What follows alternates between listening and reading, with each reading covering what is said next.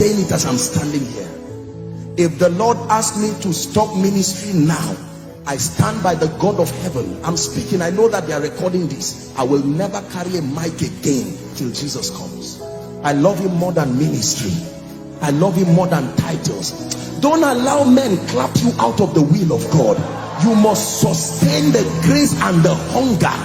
Please hear me. I'm talking. This is not preaching. This is not. I'm speaking from the. Sometimes when we see people who God has dropped his hand upon them, sometimes we need to be open like this to say these things so you will get it. Don't let fame can be deceptive. People can clap their hands. When I was coming in, thank God for your wonderful protocol people. I saw everybody running around and some of you were holding cameras. I said,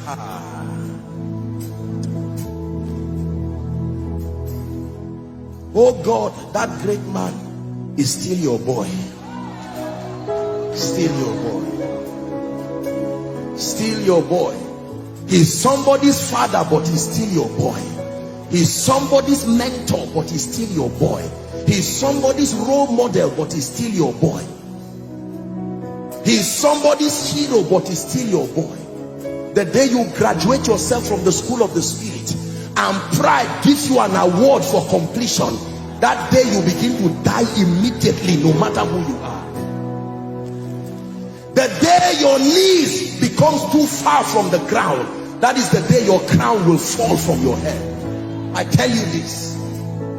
This is the mystery behind the destruction of the great. This is why people start well and don't finish well. It's not sin that destroys people. It's not just fornication that destroys people. It's not just all these demonic things. No, the mercy of God is still there. It's the rebellion of rejecting the secret place. That's where people die. That's where people stay and are destroyed. They clap you out of his presence and you cannot die. Please listen to what I am telling you, because there are people. This is why you came here today. Forget man of God, woman of God. Thank God for that. But it's time, somewhere in this service, we are going to cry before God and say, Lord, this is no longer apostle. This is your boy.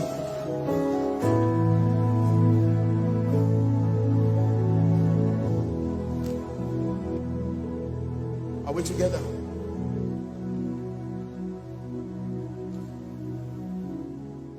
This is the place of encounter.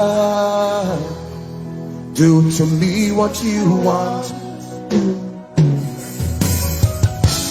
This is the place of surrender. Do to me what you want. This is the place where my life is changed. To be what you want. So we must pray the prayer of the psalmist. He says, search my heart, Lord, search me. I'm not ashamed of what you will find. If you find loss there, I'm not ashamed. I won't say I'm a big man. If you find loss, kill it before a generation kills me for it. If you find pride, I'm not ashamed when I stand before you. I know I'm a great musician. I know I'm a great man. But I come to you. May your all-seeing eye search my heart, search my motive. Leave ministry, leave preaching, leave singing. Focus on me. Listen. You can be fasting as a man of God. That fasting is almost wasted. You can go to God as a colleague, trying to get one or two things. The anointing for the season with your hand in your pocket. Let me tell you the truth. You need to understand that although we are one with Christ, our dominion is shared dominion, not absolute dominion. And there are times you need to join the 24 elders. Take away your golden crown and join them to lie down and cry, Kadosh, holy, holy. You want to carry the grace for a generation. It is more than just fasting. It is more than just praying.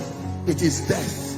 where you are not ashamed of whatever God finds. People can be clapping for you, and God says, no, in the last 2 weeks, pride is growing in you, lust is growing in you. In the last 2 weeks, bitterness, you are, no, work on it, and you get down on your knees quickly and say, Lord, I'm not ashamed. What is there to be ashamed of?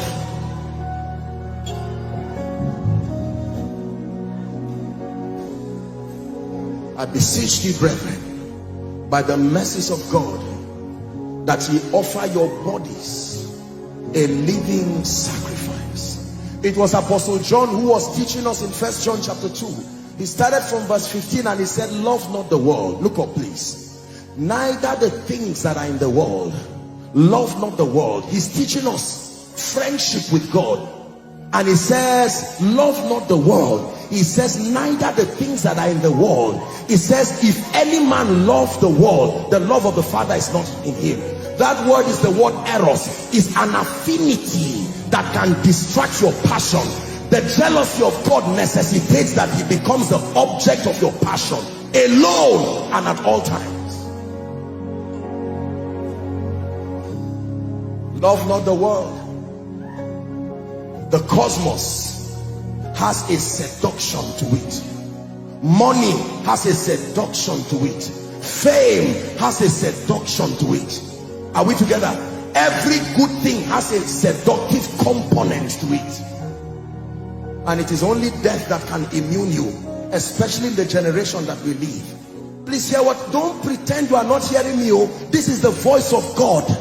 If you want to last, if you want to stand strong, you must forget about some of this paraphernalia of ministry and be true with God and be true to God and say, help me. Don't forget the ignorant. The people will talk about you and say things. Don't mind them, leave them. Do your business with God. Because when you are tried like that refiner's fire, then you will come out with a dimension of grace and glory that people will look and say, from whence cometh this? And God will say, this is what I can make out of men who die.